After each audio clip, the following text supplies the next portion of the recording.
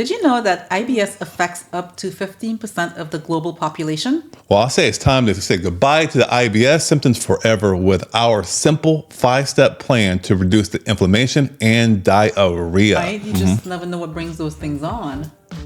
You're onto something there. You can do all these different tests and your whole gut may look good. Like, you don't see Crohn's, I don't see signs of any kind of colitis, I don't see any kind of inflammation, but yet you're having these physical manifestations. Because a lot of times people think IBS is just my gut issue. It's different from any other, let's say, call it, gut issue because it's more of a what am I talking about today? I don't know. I'm talking about stools and tools. A lot of people experience a lot of gut issues. Yes, it's so prevalent. It's rampant from Crohn's, IBS, colitis, yeah, gas. Yeah, that's it. Those are kind of more like, well, not gas, but gas is something that people experience. But those other things are diseases or diagnoses that they encounter. A lot of people, though, before they even get to that point, especially with IBS, they can experience constipation, diarrhea.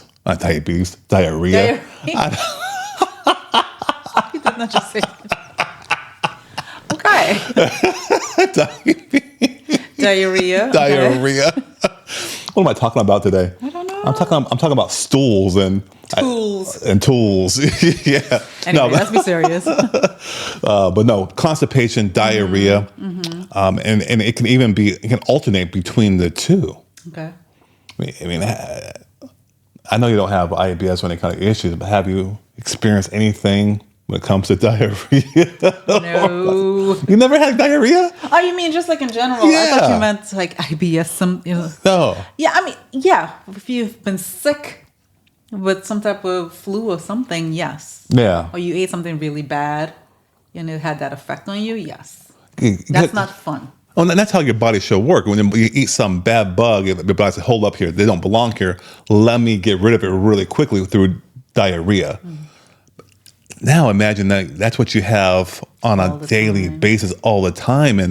And maybe then one day you have constipation, right? So it's just it's not a good experience to relieve yourself when you have IBS. Yeah, it's miserable either way, whether it's constipation or diarrhea, because it affects you emotionally, it affects you physically, so you're not comfortable, and that's not fun. You said that's the key there. And what's crazy about it is usually sometimes the first stool of the day can be normal. Okay.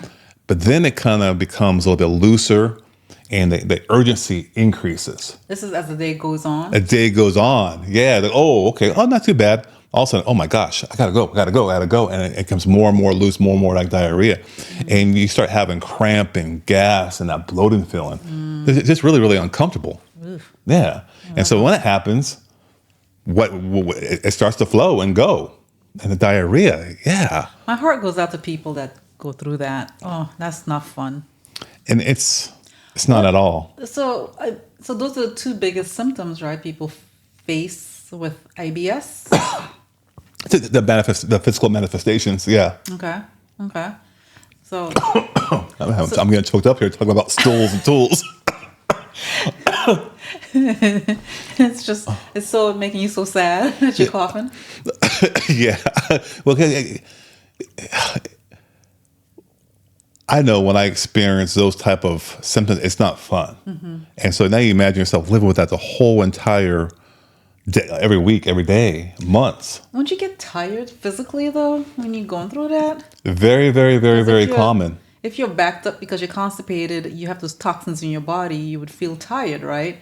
Or fatigued. Or if you're constantly going to the bathroom, you can't hold anything in, it's like taking everything out of you. If you've been sick before and you feel you've had diarrhea, it takes a lot out of you. Very, very taxing. I cannot imagine. Yeah, the whole time. And so the thing about IBS, a lot of times people think IBS is just my gut issue. It's different from any other, let's say, call it gut issue, because it's more of a psychological condition that manifests itself in physical symptoms, like we just talked about. I've never heard it. I've never heard it presented that way, because you always assume people have IBS because of their diet or because is it idiopathic? Because they don't know what caused it. Oh, yeah, okay. Right? You just never know what brings those things on. You're onto something there, because think about it. You can do all these different tests and your whole gut may look good. Like, I don't see Crohn's, I don't see signs of any kind of colitis, I don't see any kind of inflammation, but yet you're having these physical manifestations. Yeah. Because it's more of a psychological. Oh, wow. Yeah, no, I'm not saying that diet doesn't have anything to do with it, but what the research has shown is that diet changes, they do work, but only in the short term. So if somebody goes on a plant-based diet and they minimize certain things like alcohol or whatever, it helps, but it doesn't help all the way. Exactly, and why is that? Because he says the physical, it's in the mind. It's in the mind. It's in the head. Gotcha. Yeah. And so when you look at research, it shows that there are connections, between your background, how you grew up, your family, any kind of trauma that you may have experienced in the past. Oh my gosh, so many people have trauma. Tons. Tons of people walking around with trauma and they don't even realize they have it, but they're experiencing certain things. Small little things. The nervous system is all messed up. Yeah. Psychological. Yeah. Sexual trauma. Abandonment. Yeah. Physical trauma, perhaps. Substance abuse.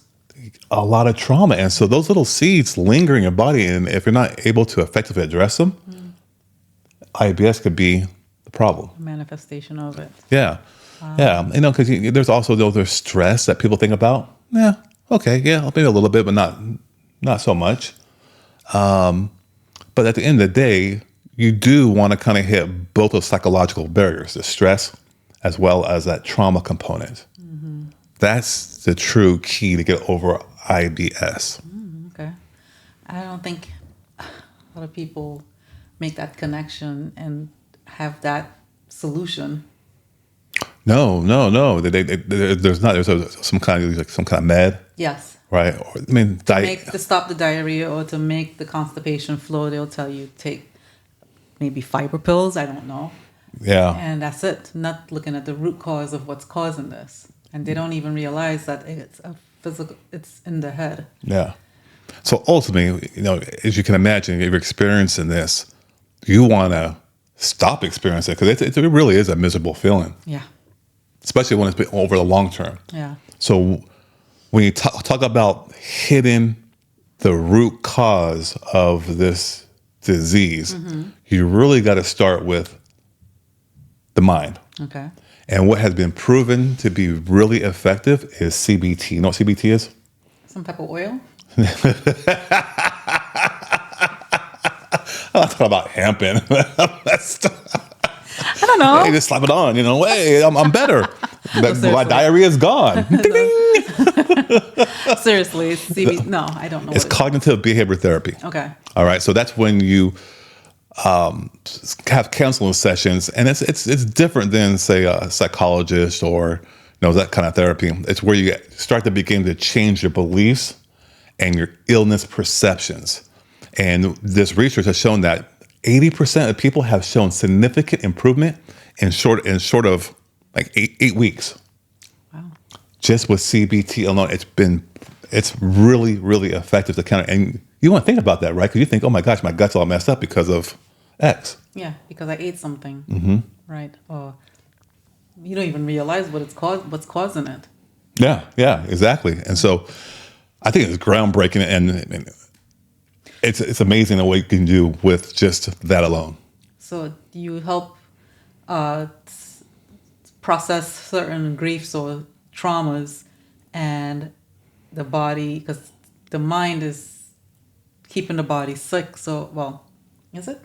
Well, think about any kind of if you're holding a weight in your arm, right? A dumbbell in your arm. There's stress on that bicep. Yes, It's a stress. It's a stress. I know. I did it today. Yeah, right. And when does that stress go away? When you I do. put it down. When you release it. Yeah. So then you got bottle up stress. you constantly carrying that around. And Got to it's release hurting, it. right? You have to release it. You have to release it. Now that's a simple concept. But it takes work. It's not as easy. Yeah. I know. You always think, oh my gosh, what would I talk to a therapist about? I saw a therapist once, and it's like it takes a while to get to know you and to unpack certain things. And it takes a while and it takes work on your part to self-heal. It takes a lot of work. I'm not talking physical. I'm talking about the mental work. Yeah. Yeah. And I'm not talking about calling a psychologist. Like, I'm talking about someone who is skilled and crafted in the methodology of the cognitive behavior type of therapies. That's very, very cool. And so that's number one place you have to start. 80% improvement right there. Okay. All right. The second thing is what you're really, really big on. You have to change your diet. Stop your diet. And more specifically, a lot of problems come from the meats, the processed meats. Interesting. Yeah. It's so funny. I have a friend, and someone in her family has Crohn's, and she feels like the person in the family feels like they cannot eat any salads. They like salads, but they can't eat it because it makes it worse, symptoms, and have her straight in the bathroom. So if people are thinking like, oh my goodness, I can't eat a salad because, they have IBS, I'm not going to eat a salad because my stomach will tear up or it'll have me in the bathroom. What do you say to that? Well, there's something, it could be IBS, it could be something else going on, like a gut imbalance of the good and bad bacteria. You got a lot of bad bacteria or even parasites in the gut, and they're taking all away the nutrients, and they're not allowing the good nutrients to get into your body from all the sludge. We talked about it before in a previous podcast. Then that could be it as well. I mean, this, the CBT and removing the processed meat, it's not going to fix all of the gut issues. It's only for the IBS because Crohn's is a real thing. Yeah. Right. Colitis is a real thing. Yeah. And this is when you work synergistically with your doctor, but also hire a health coach to help you navigate all of these things, right? That's the beautiful thing. And you have a psychologist. And I do understand that all these things cost money, but what price do you put on to feel good, to feel yourself, to feel alive again, to get things in order physically? You can keep doing the things that you can keep on doing what everybody else is doing, by investing in all this money into insurance, and then you invest all this time and energy into the medical system, only to find out and to realize that what they're providing, the interventions, really don't work. They're more like Band-Aids versus get to the core of everything. I value it more than anything else, right?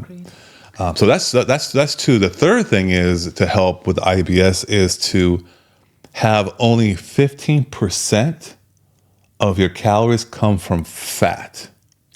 Okay, you're going to have to break that down, unpack that more, because how do you measure even 15% of fat? When you look at your day-to-day meals, it's like, oh, do I put it on a scale? Do I measure it against a chart? Yep. So the average diet, let's say, is 2,000 calories. So 10% of 2,000 calories is 200. Half of 200 is 100. 100 plus 200 is 300 calories. So 300 calories of fat is what you can get from fat. So now that's when you guys start reading nutritional labels, something you're really, really good at. But think about this. If you just have 3 tablespoons of any kind of oil, I don't care if it's a healthy oil, right? A seed oil, fat is fat. 3 tablespoons, you are over your daily limit of fat. So it's all about understanding how much caloric intake you require, 15% of those calories, and you got to read labels. Again, I mean, the skill you got to have. We talk about skills all the time. Yes. And if it's like if you become too overwhelmed, which a lot of people do become overwhelmed, it's, again, I can't highlight this enough. It's where a health coach comes in handy and can help hold your hand and guide you through that process. Solve problems that, you fall down and scrape your knee, then they're going to pull you back up and say it's okay and lead you in the right direction. Right. And, Agreed. Yeah. So what's next? Yeah. Then, so that's the three. Fourth is that you want to have a high fiber and fruit diet. You led on to that, right? You said, you can take fiber pills or something. Well, why not just eat foods with a high fiber? A lot of people have this notion that if they eat too much fiber, it'll give them the effect that they don't want. I don't want to have diarrhea and be in the bathroom all the time. So it's that misconception, right? So eating a high fiber diet could be beans, it could be potatoes, it could be leafy green vegetables, but you're not eating that one thing only. You're not going to be eating just a bowl of kale. You're not going to be eating a bowl of broccoli. You're going to have the kale, the broccoli, the potatoes, and just listing off a couple items, right? Some string beans on your plate. But whatever potato vegetable medley you made tonight, that was amazing. What was in that? And what kind of seasoning did you use? It was potatoes, yellow potatoes, and broccolini, peppers. I put in a serrano. It gives it a nice kick. That and was mushrooms. nice. Okay. And then I roasted the vegetables together and the potatoes separately on the same pan, but separately. But then I seasoned it with a little bit of salt, black pepper, garlic powder, this mushroom powder I got from Trader Joe's. It's phenomenal. And this Bragg's lemon pepper all-purpose seasoning. And then I tossed that with a little bit of vegetable broth, and I roasted it. So they're gonna cook at different temperatures, so the potatoes cook longer. But then, so I roasted it for 25 minutes, pulled it out, took out the other vegetables, and I put the potatoes back in for another 20 minutes, and then I pulled it out, tossed everything together, and that was it. And it was so good. It was so good. And I told Alexia, our youngest daughter, hey, get some vegetables in. She was like, but she ate it without saying anything because she knew she was good. It was good. She ate the entire thing. It was so good. She was giving him the stink eye the entire time, but she was eating it. Because if she didn't want it, she would have been playing with it on her plate, but she ate it. She ate it. Yeah. Yeah. So it's just simple little recipes like that you can do, and you don't have to worry about getting your fiber because you're going to get your fiber in your meals. Versus eating Chick-fil-A all the time and all the meats, because meats don't have any fiber. It has muscle fiber, but it ain't the real fiber you want. But all that processed food too, with the salt and the breads and the fats added. The fats added and the whatever chemicals they put in there to make it taste good. Yeah. Yeah. So that's huge right there. And I think that the fifth step of the plan is you want to go on a regimen of some probiotics. I hinted about this before about other gut issues that bad bacteria could overpopulate the good bacteria. But you're going to go on a good regimen of probiotics. And maybe a month, 2, 3, or 4, maybe a lifetime. Depends on the whole situation. That way you can have that good balance of the bacteria there. That way you be on dopamine, you're feeling good, serotonin, feeling level, not stressed. And now you get your mental, your gut kind of in tune. Hence you start feeling better. We have talked about that. I heard this one doctor on social media. She said that exercise is a great probiotic. Would you agree? Yeah, absolutely. You got to exercise. Yeah. Got to exercise. Okay. So that's the 5-step plan. If you are experiencing IBS, truly IBS, and it's not any other kind of true gut condition, you do that, guess what happens? I mean, how are you going to feel? What are the results if you follow those 5-step plan? Well, number one, I ain't running to the bathroom quick because I'm about to lose my pants. And number two is I get to go to the bathroom and not be all veiny in my head. Yeah. Right. So I'm a normal stools. Get back to your living your life and not have to worry about having to look for a bathroom everywhere you go. Yeah. Yep, your body's back in balance, able to excrete all the toxins that you don't got to keep, the waste you don't got to keep. Get out of your body, because that's what the whole digestive tract is meant for when you excrete and have those stools. Mm-hmm. Anything else tells you there's a problem with constipation and diarrhea. Mm-hmm. So you get rid of all those symptoms, the gas, the bloating. Maybe not all entirely gas, because everybody kind of gets gassy, eating beans or whatever. But if your body's not used to eating beans, and it's not cooked properly as well, too, Yeah. you will feel gassy. But if you're new to eating beans, you're just going to have to be patient with it and build that gut bacteria up to eat it and digest it. Yeah. Yeah. So I hope this gives you hope that there is an answer out there for IBS, because there definitely is, and it's not always in a shot, pill, or some kind of crazy medication. And it's It's not an simple as overnight solution either. It takes time and work. And if you put in the work, it's not, I guess you always say it's easy, but it's, what's that saying you say? it's simple but not easy. Yeah, it's simple but not easy. But everything's hard when you do it for the first time. Yeah, that's true. You learn how to swim. I can't swim, but you swim, You learn how to cook. learn how to cook, but and it becomes easy. Yeah. Anything. Any new job you start, you've never done it before. It takes a minute to a few months to get acclimated and very well get a good understanding of your new role. Yeah. Yeah. So it takes time. And then I think a little hack there is tap into a time where you didn't know anything when you were a little kid or just a couple years back and say, okay, well, I didn't know anything. I applied the effort. Now I'm really, really good at it. It could be your job, driving, whatever it may be. So same And thing. Yeah. use that same energy. Yeah. Yeah. So that's good stuff. Smart. Yeah. I'll save my comments. Now, anyway, that's it. A 5-step plan to get rid of IBS. So thanks for watching. Thanks for listening. Until next time, be well. All right. You take care.